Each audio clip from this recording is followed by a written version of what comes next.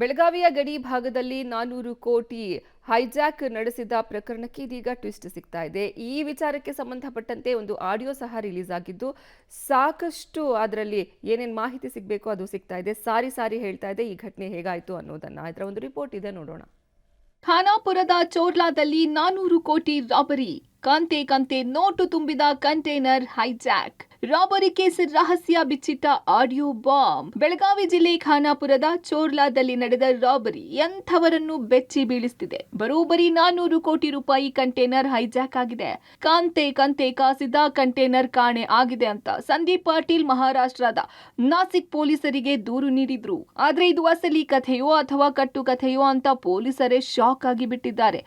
ಈಗ ಅದೇ ರಾಬರಿ ಕೇಸ್ನಲ್ಲಿ ಕರ್ನಾಟಕ ಪೊಲೀಸರು ಶಾಮೀಲಾಗಿರುವ ಗುಮಾನಿ ಎದ್ದಿದೆ. ಇಡೀ ಘಟನೆಯ ಇಂಚಿಂಚು ಮಾಹಿತಿ ನಾಸಿಕ್ ಪೊಲೀಸರಿಗೆ ಸಿಕ್ಕಿದೆ. ಮಹಾರಾಷ್ಟ್ರ ಸರ್ಕಾರ ಅದಕ್ಕಾಗಿ ಎಸ್ಐಟಿಯನ್ನು ರಚನೆ ಮಾಡಿದೆ. ಎಸ್ಐಟಿ ಹೆಗಲಿಗೆ ತನಿಖೆ ಜವಾಬ್ದಾರಿ ನೀಡಿದೆ. ನಾಸಿಕ್ ಪೊಲೀಸರು ಹಾಗೂ ಎಸ್ಐಟಿ ತಂಡ 4 ಬಂಧಿಸಿದ್ದು, ಉಳಿದ ಆರೋಪಿಗಳಿಗೆ ತಲಾಶ್ ನಡೆಸಿದೆ. ಈ ಮಧ್ಯೆ ಜಯೇಶ್ ಹಾಗೂ ಕಿಶೋರ್ ಪ್ರಕರಣದ ಕಿಂಗ್ ಪಿನ್ ಎನ್ನಲಾಗಿದೆ. ಈಗದೇ ಇಬ್ಬರು ಮಾತನಾಡಿದ್ರು ಎನ್ನಲಾದ ಆಡಿಯೋ ಇಡೀ ಕೇಸ್ಗೆ ಬೇರೆ ದಿಕ್ಕನ್ನೇ ತೋರಿಸಿದೆ. 400 ಕೋಟಿ ರಾಬರಿ ಕೇಸ್ಗೆ ಬಿಗ್ ಟ್ವಿಸ್ಟ್. ಕಂಟೈನರ್ ಹೈಜಾಕ್ ಹಿಂದೆ ಕರ್ನಾಟಕ ಪೊಲೀಸ್.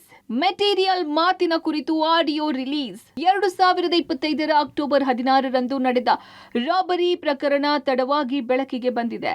ಈಗದೇ ಕೇಸ್ನಲ್ಲಿ ಕರ್ನಾಟಕ ಪೊಲೀಸರು ಸಹ ಇನ್ವಾಲ್ವ್ ಆಗಿದ್ದಾರಂತೆ.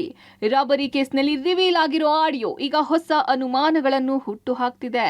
कुठेतरी तर आता त्याच्याकडे पैसे तर नाहीये, पैसे तर त्यांनी कुठेतरी जमा केले. बोल ठीक आहे, तर मटेरियल आहे त्याच्याकडे दुसरा, तर ते आता तो बोलतो तो 150 मी देतो. तर मी बोललो मला तू माझा जेवढा खर्च झाला आहे त्याच्यावर माझ्या 200 दे तू त्याच्यात एक. तर ते 1-2 दिवसात आता निपटारा होईल त्याचा. चालेल सर.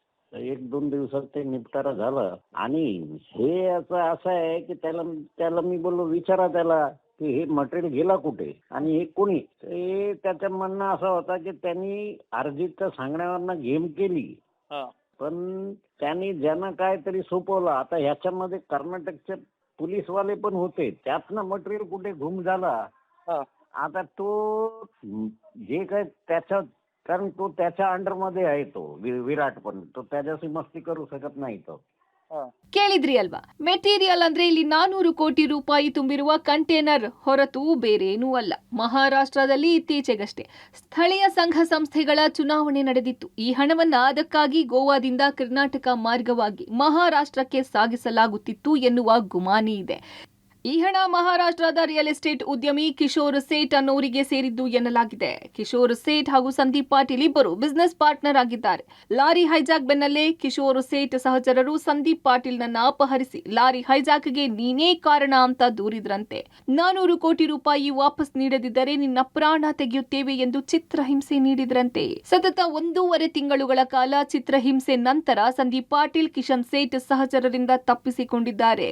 ನಾಸಿಕ್ ಪೊಲೀಸರಿಗೆ ದೂರು ನೀಡಿದ್ದಾರೆ. ಸದ್ಯ ತನಿಖೆಗೆ ಸಹಕಾರ ನೀಡುವಂತೆ ಮಹಾರಾಷ್ಟ್ರದ ಎಸ್ಐಟಿ ಅಧಿಕಾರಿಗಳು ಬೆಳಗಾವಿ ಎಸ್ಪಿ ರಾಮರಂಜನ್ ಅವರಿಗೆ ಪತ್ರವನ್ನು ಬರೆದಿದ್ದು, ಗೋವಾ, ಮಹಾರಾಷ್ಟ್ರ ಹಾಗೂ ಕರ್ನಾಟಕ ಪೊಲೀಸರು ಕಾಣೆಯಾದ ಕಂಟೈನರ್ಗಾಗಿ ತನಿಖೆ ನಡೆಸುತ್ತಿದ್ದಾರೆ. ಒಂದು ವೇಳೆ ಮಹಾರಾಷ್ಟ್ರ ಪೊಲೀಸ್ ನಮ್ಮ ಸಹಕಾರವನ್ನು ವಿಚಾರಣೆ ಕೇಳುವ ಸಂದರ್ಭದಲ್ಲಿ ಕಂಪ್ಲೀಟ್ ಆಗಿ ಸಹಕಾರ ಕೊಡೋದಕ್ಕೆ ನಾವು ರೆಡಿ ಇದ್ದೀವಿ. ಅದ್ರ ಬಗ್ಗೆ ಲೆಟ್ರನ್ನು ಕೂಡ ನಾನು ಕೂಡ ಬರೆದಿದ್ದೀನಿ. ಯಾವುದೇ ಸಹಕಾರ ಬೇಕಾಗುವ ಸಂದರ್ಭದಲ್ಲಿ ನಾವು ಸಹಕರಿಸ್ತೀವಿ ಅಂದರೆ ಹೇಳಿದ್ದೀವಿ. ಅದ್ರ ಜೊತೆಗೆ ನಮ್ಮ ಪೊಲೀಸರು ಸಬ್ ಇನ್ಸ್ಪೆಕ್ಟರ್ ಬಿರಾದಾರ್ ನೇತೃತ್ವದಲ್ಲಿ ಒಂದು 3 ಸ್ಟಾಫ್ ಮರಾಠಿ ಗೊತ್ತಿರೋರನ್ನು ಸೇರಿಸಿ ಕಳಿಸಿದ್ದೀವಿ. ಅಲ್ಲಿ ಯಾವುದೇ ರೀತಿಯಲ್ಲಿ ಮಾಹಿತಿ ಬರೋ ಸಂದರ್ಭದಲ್ಲಿ ನಾವು FIR ಮಾಡೋದಕ್ಕೆ ತಯಾರಿದ್ದೀವಿ. ಒಂದು ವೇಳೆ ಅವರು ಇಲ್ಲ ನಿಮಗೆ ಸಹಕಾರ ಮಾತ್ರ ಕೊಡಿ ಅಂದರೆ ಇರುವಾಗ ನಮ್ಮ ಪೊಲೀಸ್ ಅಲ್ಲಿಯೇ ಇರ್ತಾರೆ, ತಕ್ಷಣ ಇಲ್ಲಿ ಸಹಕಾರ ಕೊಡೋದಕ್ಕೂ ನಾವು ರೆಡಿ ಇದ್ದೀವಿ. ಒಟ್ಟಿನಲ್ಲಿ 400 ಕೋಟಿ ಗುಟ್ಟು ರಟ್ಟಾಗಿದೆ. ಎಸ್ಐಟಿ ಅಧಿಕಾರಿಗಳು ಸೀರಿಯಸ್ ಆಗಿ ಫೀಲ್ಡ್ಗೆ ಇಳಿದು ತನಿಖೆ ನಡೆಸುತ್ತಿದ್ದಾರೆ. ಕಂಟೈನರ್ ಹೈಜಾಕ್ ಹಿಂದೆ ಕರ್ನಾಟಕ ಪೊಲೀಸರ ಪಾಲು ಇದ್ಯಾ ಎಂಬ ಪ್ರಶ್ನೆ ಮೂಡಿದೆ.